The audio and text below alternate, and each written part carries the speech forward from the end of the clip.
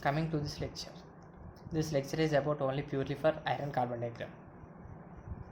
Iron and carbon diagram. But we'll know another thing. In some books they'll give us iron carbon diagram, which is correct. You will know. If they ask iron carbon diagram, what you need to draw. If I ask iron carbon diagram, which one you need to draw. This iron carbide is also called as cementite. You need to know that one. And coming to this iron carbon diagram, I'll explain you in a very simple manner. You please stay focused until the end of this lecture. Coming to iron carbide diagram.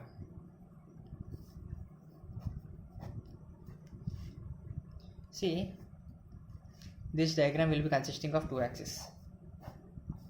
First you need to know that one. First one will be on x-axis it will be percentage of carbon, and y-axis it will be temperature.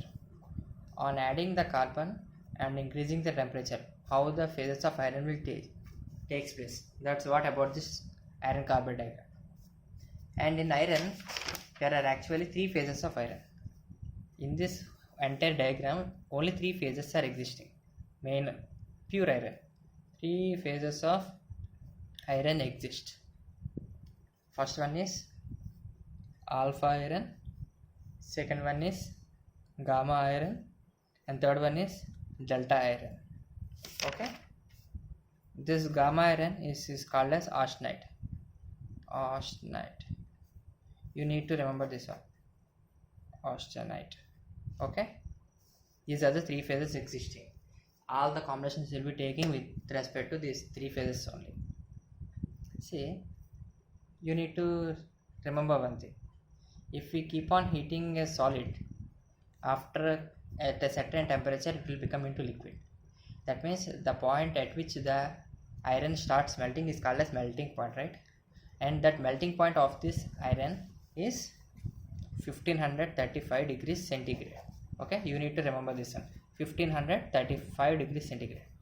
Okay, this is the basic required to start this iron carbide diagram. Okay, please be patient. This is very big diagram and looks little freaky, but it's not actually.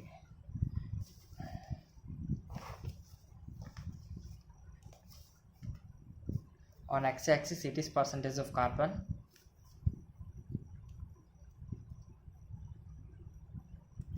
on y-axis it is temperature. Okay, and the first phase existing is alpha phase. Okay, please be patient. This is somewhat big diagram.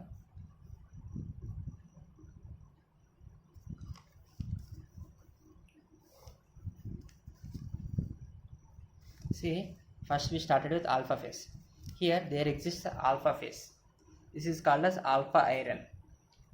Okay, and this alpha iron melts at 910 degrees centigrade, around 910 degrees centigrade. After alpha there comes gamma phase. Okay, alpha phase, gamma phase, and delta phase. After 910 degrees centigrade, this alpha phase will convert into gamma phase, gamma iron. Okay, we'll go to this after later.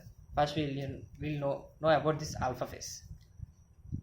See, 100%. See, after adding some carbon it becomes alpha phase, right? How much carbon is required for that? For that 0.008% of carbon added in this will become the alpha phase. Here there is 0% of carbon, but there is 100% iron. You please stay focused. 100% iron. What is happening is, here there is only pure iron in this point.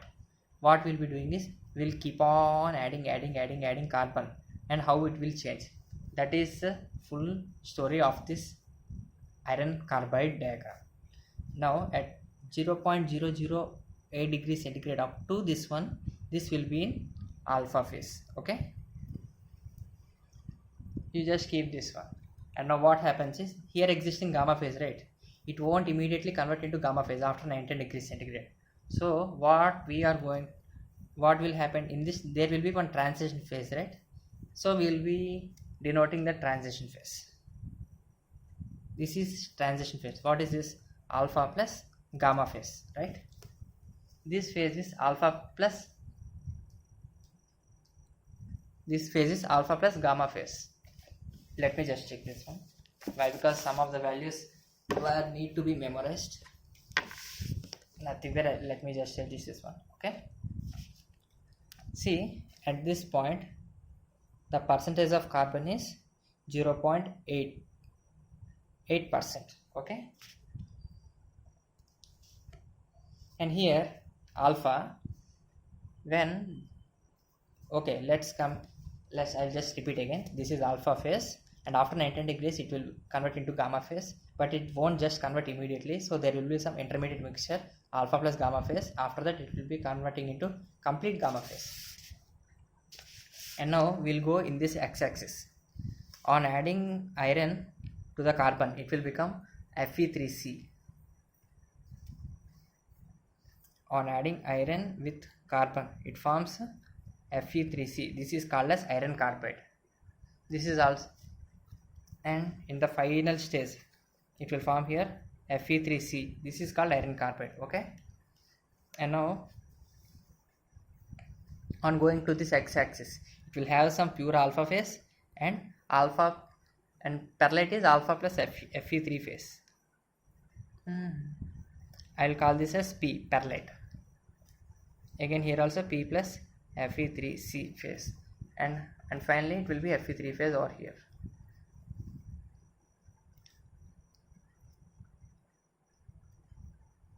Here it is 2.1% of carbon, here it is 4.3% of carbon, and here it is 6.67% of carbon. It will be somewhat confusing right now. We just keep this aside. I'll come again to there. And now coming, and again this gamma phase also will mix with the Fe3C phase. So here gamma plus Fe3C.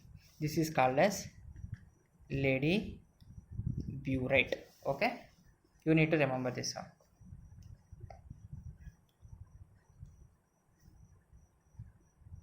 This will be of this kind.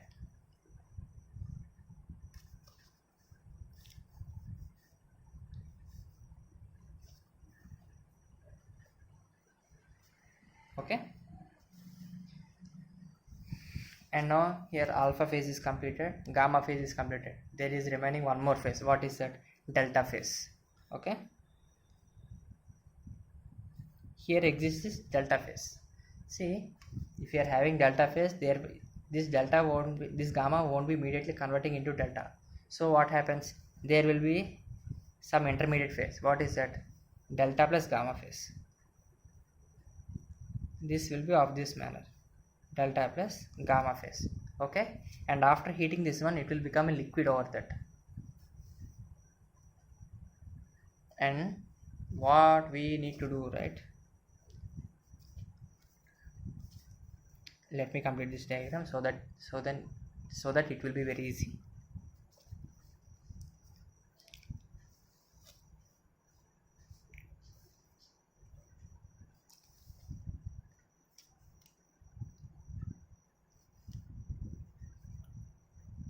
See, what happens is, and after above this one it will be only liquid phase, and this melting point is 1535 degrees centigrade, we discussed earlier, and here this temperature is 1400 degrees centigrade, and this intermediate temperature is 1450 degrees centigrade. Okay, and now here it is full liquid, so this phase will be delta plus liquid phase. Okay,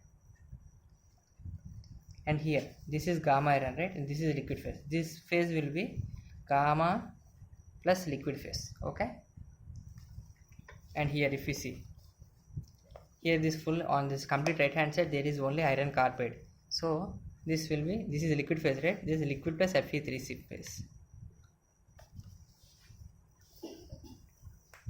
If you see clearly what happening over here is, there is one phase, alpha phase, gamma phase and delta phase. these three, I am just pointing with the fingers. This won't just convert immediately, so there is existing alpha plus gamma phase. This is clear, right? And this gamma phase immediately won't convert into delta, so there will be intermediate region, so that is gamma plus delta phase. And above this, delta is converting into liquid iron. This also won't convert immediately, there will be some intermediate phase, so this is delta plus liquid. Here again, gamma won't convert into liquid in this region, so what happens, there exists an intermediate phase, that is gamma plus liquid. On complete end of this axis, there exists only cementite, that is called as iron carbide. So what is happening, iron carbide, gamma plus iron carbide, and this liquid plus iron carbide, and it is liquid. This is about the iron carbide diagram. And now up to 2.1 percentage, it is called as steels. Up to 2.1 percentage, it is called as steel, and after 2.1 percentage, it is called as cast iron. Okay, and in this again, up to 0.8 percentage steel, it is called as hypoeutectoid steel.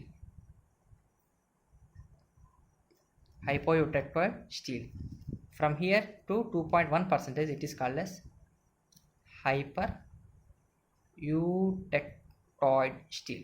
Okay, after that, from 2.1 to 4.3 percentage, it is hypoeutectic cast iron. From 4.3 to 6.67, it is hypereutectic cast iron. Here this is eutectoid, this is eutectic. Okay, this is the thing which we need to know. And there are some few things we need to know. What is that? At 723 degrees centigrade, this iron is ferromagnetic, right? This iron is ferromagnetic.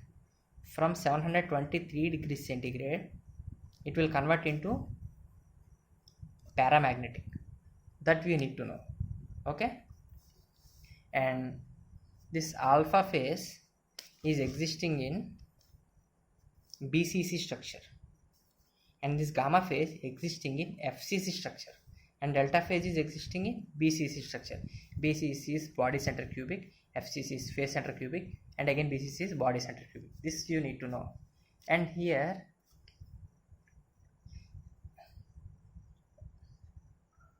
what we need to know is, this temperature is 723, right? This is 723, but it converts from ferromagnetic to paramagnetic at 768 degrees centigrade. 768 degrees centigrade. Okay, I was just mistaken before.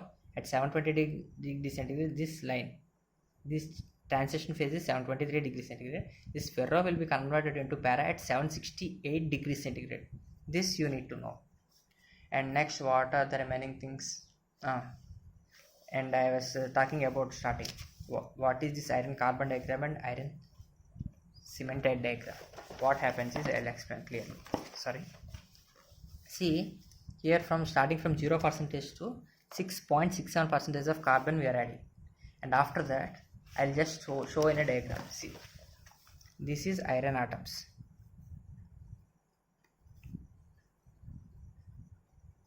and how the carbon and iron is an interstitial alloy, so it will occupy the interstitial spaces, and maximum percentage of iron can be added.